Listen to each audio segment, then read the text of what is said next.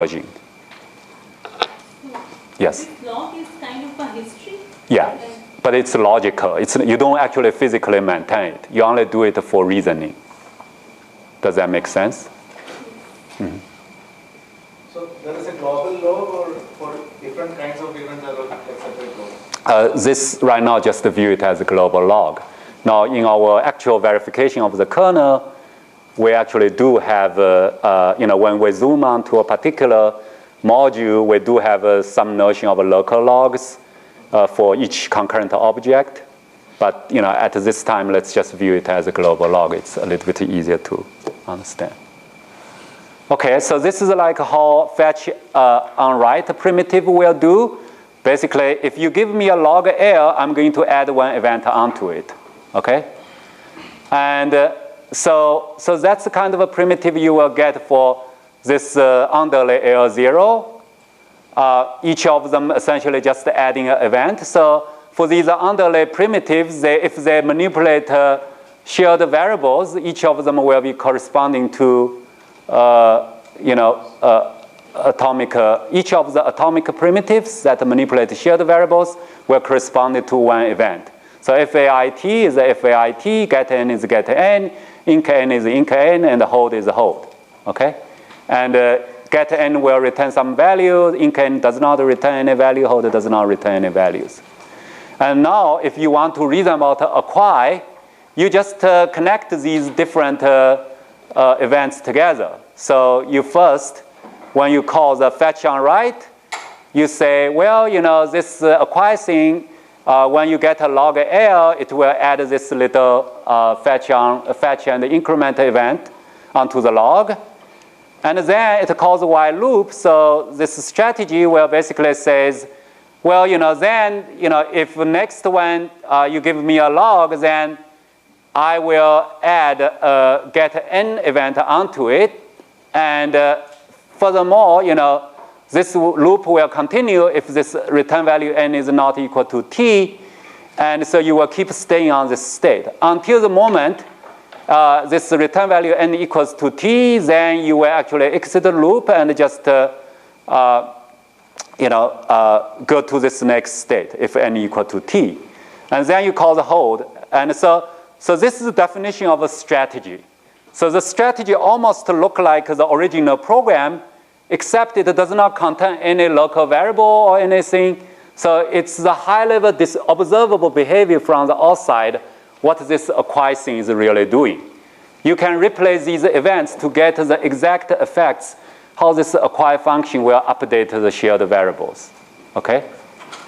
So now, so this strategy of M acquire code, right, is essentially given the current log, how the module M acquire running over the underlay L0I will generate events on behalf of CPUI at every step.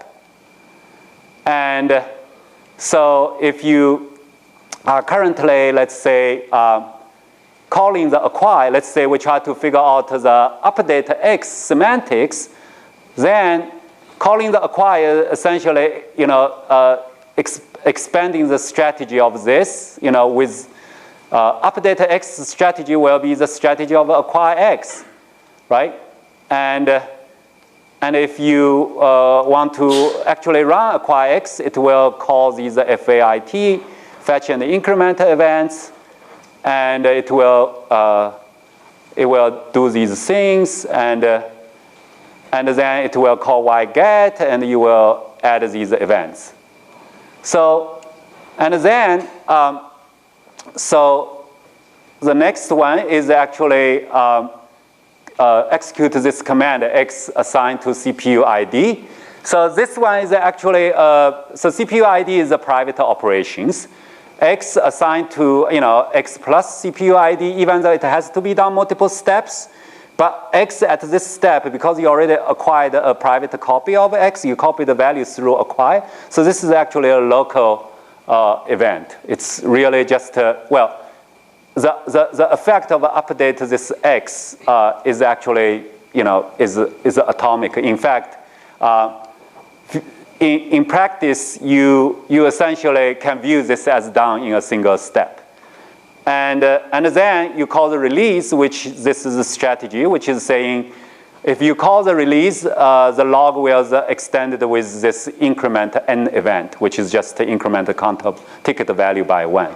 So this will be the actual update events strategy. So far, you can see this strategy is like a mathematical function that a little bit above the actual code, but it's not much above. The good thing is that you can, all these events has a clear meaning when you replay it. And now you actually can talk about what do you mean by having two threads, right? This program P plus M1 plus M2, running on L01, and the PM1 M2 running on L02.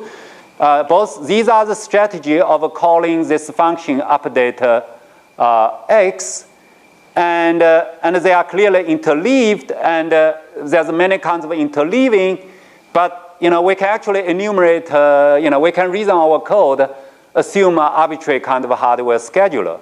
So this EHS, you can view it as a scheduler, a hardware that tells you how the interleaving of a CPU is done. And clearly, it can be done arbitrarily, but you have to put some assumption that the CPU scheduler is at least fair so that each CPU get to execute its code eventually. So if you are given a particular hardware scheduler, then now you can actually talk about how the logic log gets executed. So start from empty logic log. If the hardware scheduler say first execute the CPU 1, it will run this command. It will add FAIT onto it, right? This is run by the thread 1. And the current ticket value is 0. And then next one says, I'm going to switch to run 2. And so the 2 will also call fetch and increment. And so this ticket value will be 1, and you add the FAIT event onto the log.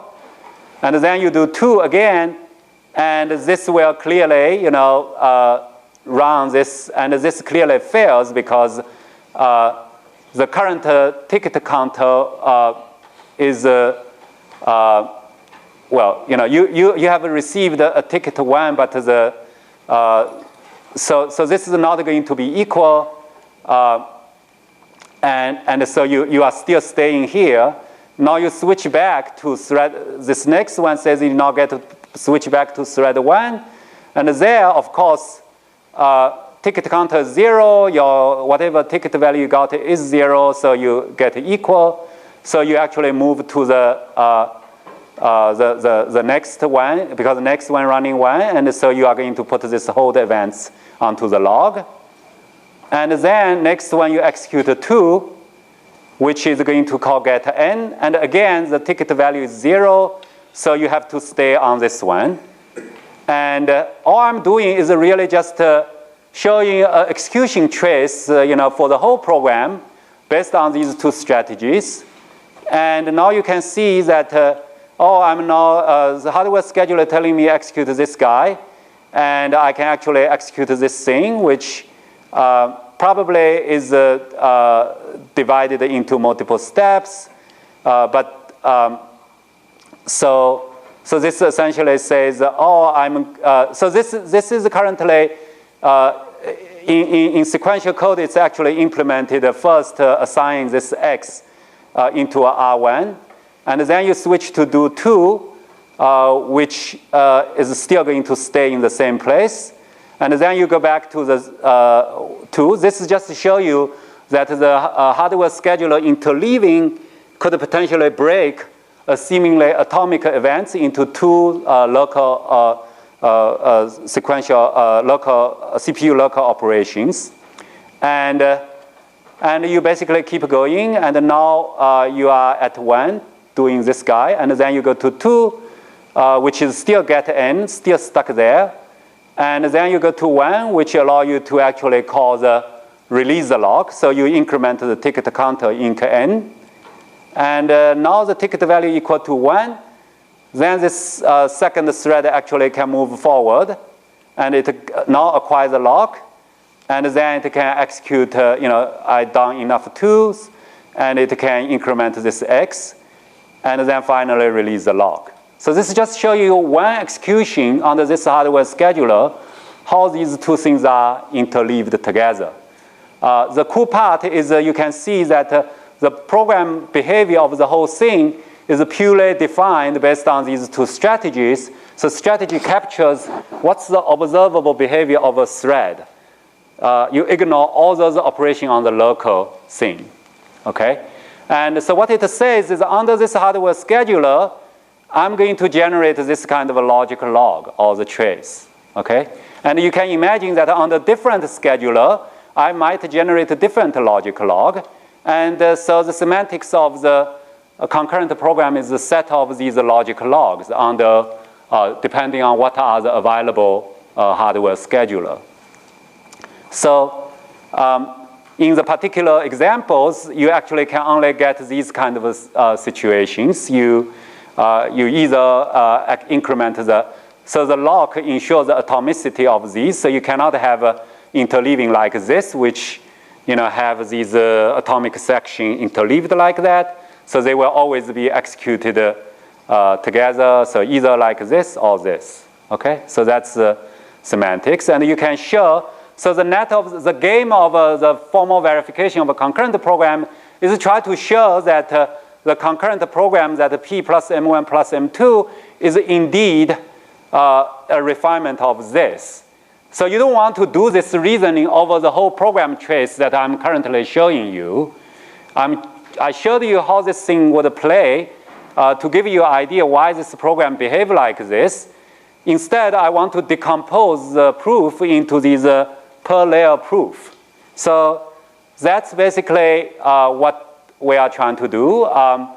So now we actually can, once you understand how this works, you can actually view that you can reason about a particular program on its particular CPU or particular thread on its own. And so the hardware scheduler plus other CPU can be viewed as the environment context. And this is what the environment context basically tells you when the control switch away from the current thread, what are the environment contribute to this logic log. And so then a strategy of a thread is going to be defined by its environment context and a log L0, okay? So if previously I said that the environment context is a strategy over a log, right, over a particular thread. Now you have to say, what the environment is doing. So given an environment context E at a particular abstraction layer, given a log L0, this psi E L0 will tell you what are the next events that this particular thread or CPU going to add to the log L0s. And then at some layer below, you might have a L0 prime, which is a abstraction layer below. You might see a different kind of logical logs with a different kind of environment context, with a different kind of strategy, psi prime. And you need to show these simulations. So just to give you an idea what kind of a strategy refinement might look like. So for example, this acquire operation actually is a strategy is modeled like this. I really want to show that this looks very complex, but at the high level, this psi ACQ is an atomic strategy that essentially always succeeds. That psi acquire should basically just be I hold the resource, okay? So I want to prove that kind of refinement, but it's a little bit hard because you can't guarantee this thing will always terminate. So there's a liveness issue. So in the actual verification of this ticket lock, we have to add some notion of a few to guarantee that this thing will terminate. So instead, we also have some notion of a few that every time you call get n, the few will decrement. So this will guarantee that this loop will always terminate. And once this loop will always terminate, then you can show that this whole thing is really just implementing the